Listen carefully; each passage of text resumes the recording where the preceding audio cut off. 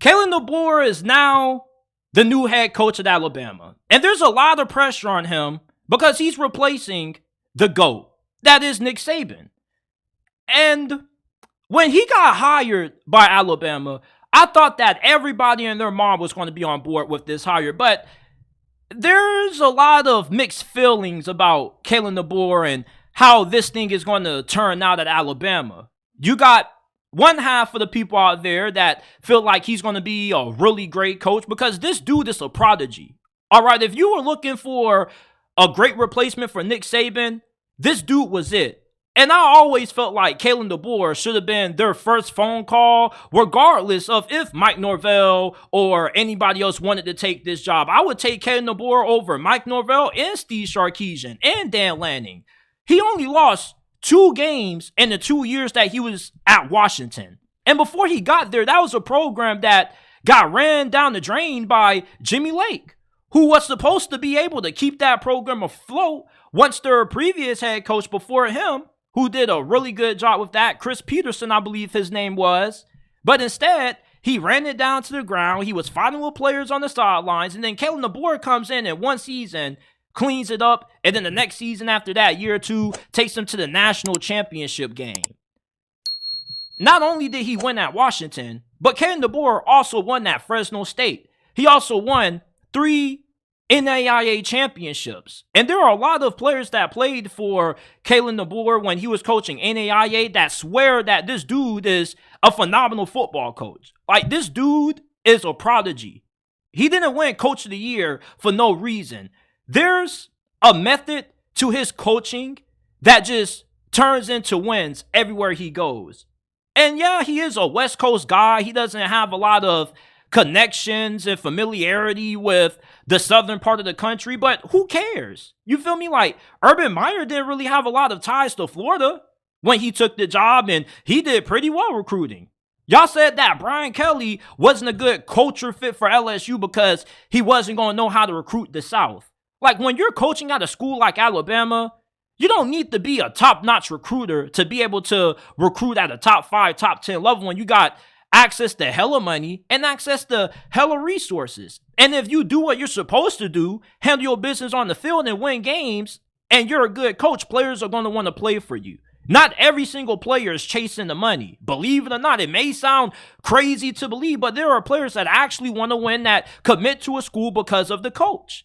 Now, Alabama has dealt with a mass amount of transfer portal exits, including losing their starting safety, who is the number 1 player in the transfer portal right now. But I don't really think that's a big deal when Alabama still has majority of their roster intact.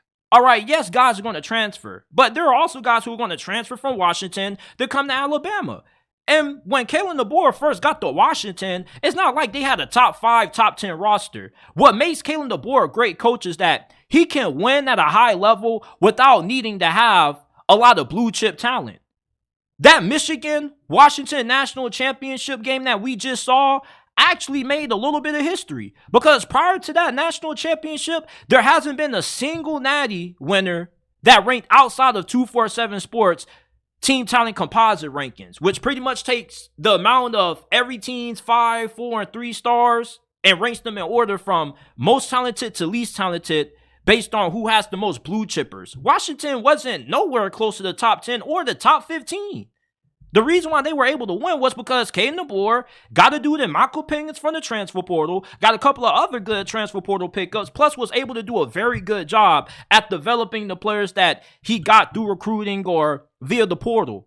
That's the sign of a great coach. A head coach that can do more with less is an elite head coach. And that's what Kalen DeBoer has done everywhere he's been. And with his resume, I honestly felt like he was the only dude who was right to replace a guy like Nick Saban. We know Nick Saban is the GOAT. And is Kalen DeBoer ever going to be able to live up to the billing of Nick Saban at Alabama? Probably not. Who is? He's regarded as the greatest college football head coach for a reason. They're probably going to make a statue of Nick Saban. So if you're expecting Kalen DeBoer to be Nick Saban, then your expectations are unrealistic. There's only one Nick Saban. We're never going to get another. But what you are getting is a head coach that is going to be able to keep the Alabama football dynasty intact for the foreseeable future. Now, could 2024, year one under Kalen DeBoer, be a little bit of a rough year for you? Potentially. But I definitely believe that in the long term of things, he's going to be running circles around the SEC outside of Georgia and maybe Texas. You look at the other programs in this conference, like, yeah, you got Lane Kiffin, you got Brian Kelly at LSU, you got Josh Heupel at Tennessee, but I wouldn't take neither of those guys over Kalen DeBoer. If you were to ask me to rank my top 5 coaches in the game right now in college football, Kalen DeBoer would be in my top 5. This dude is a fantastic football coach. Like, choosing Mike Norvell over Kalen DeBoer would have been a mistake in my opinion. This was the right dude for the job. He's a prodigy. You don't find a coach as good as Kalen DeBoer just growing on trees every day, which is why it was only fitting for him to get this Alabama job. The thing about him not really being a good culture fit is all bullshit. Like, who cares about culture, man? If you're a good head coach, you create the culture. All right, whatever Kalen DeBoer wants the culture at Alabama to be, it's his job as a head coach to be able to implement that. It's your job as a head coach to be able to sustain a winning formula. Like, yes, Alabama is a really stressful job because you're replacing Nick Saban. And, of course, the expectations are going to be rocket high for you. But it doesn't mean that you're not, that high expectations is going to make you crumble and fall. You feel me? Like, Kalen DeBoer has had high expectations everywhere that he's been. Just hasn't been to the level of Alabama, which is to compete for a natty every single season. But this dude has delivered, probably over-delivered, the last 3 spots he was coaching at. Coaching at NAIA, won 3 championships at that level. All right? Coaching 2 years at Washington, only lost 2 games. Beat Oregon several times when Oregon was favored over them. So, Fresno State, like his final season at Fresno State, won, 9 games? Only 3 losses? This dude is a winner. It doesn't matter about him not having as much skin in the game as maybe a Kirby Smart or a Lane Kiffin. And it doesn't matter that he's from the West Coast. People think that just because you come from one side of the country, that means that you're not going to be able to sustain just because you make a location switch. A good coach is a good coach no matter where you're at. Jim Harbaugh won at Stanford. He won with the 49ers. He won at Michigan. He is a great coach. If you're a good coach, your method of winning goes along with you anywhere you go. You should be able to build a winning culture anywhere. And Alabama's already built. All he has to do is be able to sustain the dynasty, and I believe that he can. Is Alabama going to be winning championships every single season under him? Probably not. But I definitely believe he's going to get him 2 or 3. You can win at Washington, who has less resources than Alabama, then you can win at a school like Bama. All right, and it's not like Washington was a bad job. Like, people are now looking at Washington as a stepping stone program. I don't believe Washington is a stepping stone program. That is a tier 2 program that has definitely the capability of becoming a top tier 1 program if they could find the coach like a Chris Peterson that's willing to stay there for a long period of time and wants to really see that program become a national powerhouse. Kalen DeBoer, he knew that with all of his veteran players leaving for the draft or hitting the portal, it was only fitting for him to go to a school like Bama that has the resources and the infrastructure for him to be able to compete every single season. All he has done by making this jump from Washington to Alabama is make things a little bit easier for him. The pressure is going to be huge, you feel me? But even if you do have one down season, I'm pretty sure nobody's going to fire you after that. All right, Kalen DeBoer probably has at least 2-3 years to prove himself at Alabama, but I don't really think it's going to take too long for him to establish himself as the right replacement for Nick Saban. As soon as Nick Saban retired, I said they were going after Kalen DeBoer. Because guess what? If Jim Harbaugh does leave Michigan for the NFL, guess who would have been Michigan's first phone call? Not Sharon Moore or their defensive coordinator. It would have been Kalen DeBoer. This dude is a stud as a head coach. And I don't think enough people that don't keep up with the whole entire geography of college football. Hell, I don't blame you. It's hard for me to do this, and I got to keep up with all the conferences, with all the transfer portal players that end up going elsewhere, all the coaching movement. It's understandable why a lot of people only pay attention to a particular region or conference. But if you watch Kalen DeBoer, you didn't have to watch his whole career. You didn't have to follow this guy from the time he was coaching NAIA. If you watched him at Washington, you would know this dude is a great head coach. This team that Kalen DeBoer had at Washington wasn't the most talented, but yet they were always able to find ways to win games. Because why? They were always ready and well coached and well prepared for the big moments. That's the kind of things that you need to see out of a head coach at Alabama. What has Nick Saban always been known for? Preparation. You give Nick Saban time to prepare, it's a disadvantage for you. Kalen DeBoer, same way. And the good thing about this is that he has his offensive coordinator following him, which his offensive coordinator, Ryan Grubbs, was with him since when he first started coaching NAIA ball. And this also was the same offensive coordinator that Nick Saban brought in for an interview, but didn't hire him because they had differences on the offensive philosophy. So you're going to have a top-notch coaching staff. You're already going to be in a location that's going to make it easy for you to recruit. As long as you're able to hold up your end of the bargain and the results translate on the field and you're winning games, players are going to want to coach or going to want to play for you. The only concern I have about Kalen DeBoer at Alabama is that, maybe the SEC may just be a little bit too tougher. Maybe he just happened to luck up and be a big fish in a middling pond, coaching in a Pac-12 conference that has been down for pretty much the majority of this decade. It's funny how when the Pac-12 gets ready to be extinct, it has its best season ever. That's my only concern about Kalen DeBoer. Like, how good as a head coach is he when he's going to be going up against some of college football's best coaches week after week after week? Like, you got to go against Brian Kelly, Kirby Smart, Steve Sarkisian, Josh Heupel, Lane Kiffin. The list goes on and on and on. When you're coaching in the Pac-12, you don't have that same depth of coaches there. You feel me? Like, yeah, you had your big names there. You had your Dan Lannings and your Lincoln Rileys, but who else after those two guys can you name who was coaching in the Pac-12? Most of you guys don't know who Jonathan Smith was. Former quarterback at Oregon State, is now the head coach at Michigan State. So if you don't really keep up with Kalen DeBoer and what he did at Washington, it's easy to say that this thing isn't going to work. He's a Pac-12 guy. He's not a good culture fit.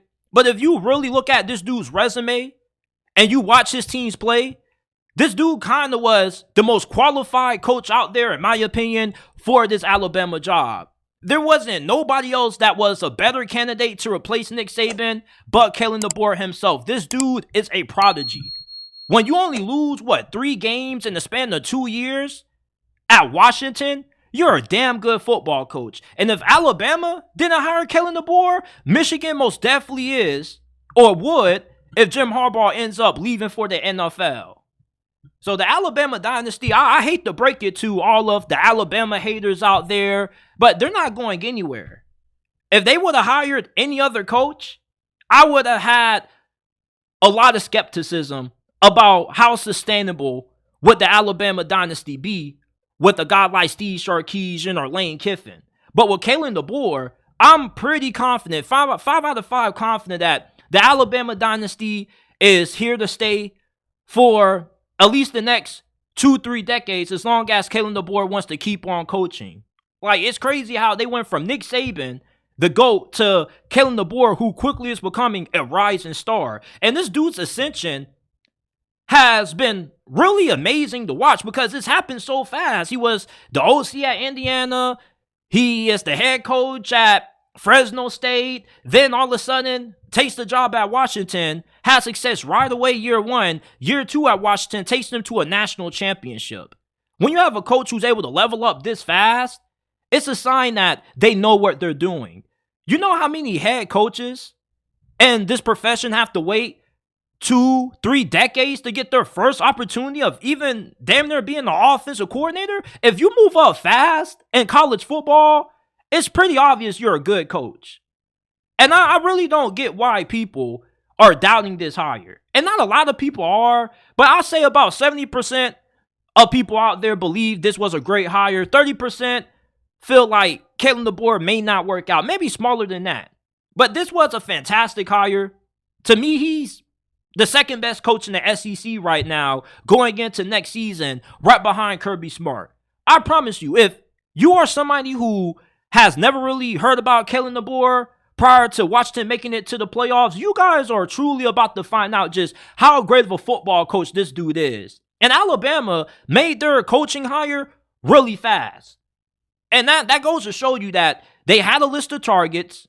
And Kalen DeBoer, he may not have been their first or second option, but just because he wasn't their first or second phone call doesn't take away from the fact that this dude is a great coach. And it doesn't matter what part of the country he comes from. Like, once again, Urban Meyer went from coaching at Utah with Alex Smith to winning national titles with Tim Tebow. So if you're a good coach, you're a good coach. Your winning ways are going to follow you. You go into a different program just doesn't automatically erase everything that you did in the past. You're just not going to unlearn everything that you learned all the years coming up through the ranks if you're Kalen DeBoer. Is the pressure a lot? Yes, it is. But you know what they say? Pressure either busts pipes or makes diamonds. And Kalen DeBoer, with the pressure that he's going to be under at Alabama, I think he's going to be a diamond. And I don't think that is going to be an issue with him. Washington has been in pressure. They've been in big games with Kalen DeBoer being their head coach. They won a Pac-12 championship despite being a pretty big underdog, in my opinion, against Oregon. They never should have been an underdog against Oregon. They were always a better team than Oregon, in my opinion. Hell, nobody even really gave them too much of a shot of beating Texas. I picked Washington to beat Texas solely based on Kalen DeBoer. That was it. That's what I told all my homies. They was like, bro, how much do you know about Washington, bro? You a Washington Huskies fan? Like, I'm not, but I'm a big fan of Kalen DeBoer. This dude is a phenomenal football coach. And for Alabama to go from Nick Saban to Kalen DeBoer, I don't think is a bad of a transition to make. If anything, the baton just got handed to Kalen DeBoer from Nick Saban. And Nick Saban is going to be there. Oh, well, Nick Saban is still going to have control over the program. No, he's not. Nick Saban has enough common sense to know that he needs to allow Kalen DeBoer to run the show. All he's going to be there for is maybe to provide a little bit of assistance with how to work recruiting in the area, how to leverage NIL, get the boosters on his side, and he'll have that thing rolling. Honestly, there wasn't a better head coach for this job to replace the GOAT other than Kalen DeBoer. Because if he didn't go to Bama, he was most likely going to Michigan. And I'm pretty confident that Jim Harbaugh is out of there. He was going to be their first phone call. This dude is a top 5 head coach, and I can't wait for this season to start for a lot of people to realize just how truly good this dude is. This dude is a prodigy. And even if Alabama has a down year, I still would believe in him. You feel me? He may not have success right away. It may be a little bit of a transitional period, but mark my word, record this right now. Kalen DeBoer, he's going to win a few natties at Bama. And the rest of the SEC, you better take note of Kalen DeBoer, write his name down, learn how to spell it, learn how to pronounce it, because you're going to be hearing this name a lot. And him going to Alabama was a blessing, because now you give an already good coach a school like Alabama that has tons of money, tons of resources, where now he's going to be able to play around with 5-star, 4-star talent, have a top 5 talented team every single season. This dude's going to win a lot. And Alabama, their dynasty isn't going anywhere anytime soon.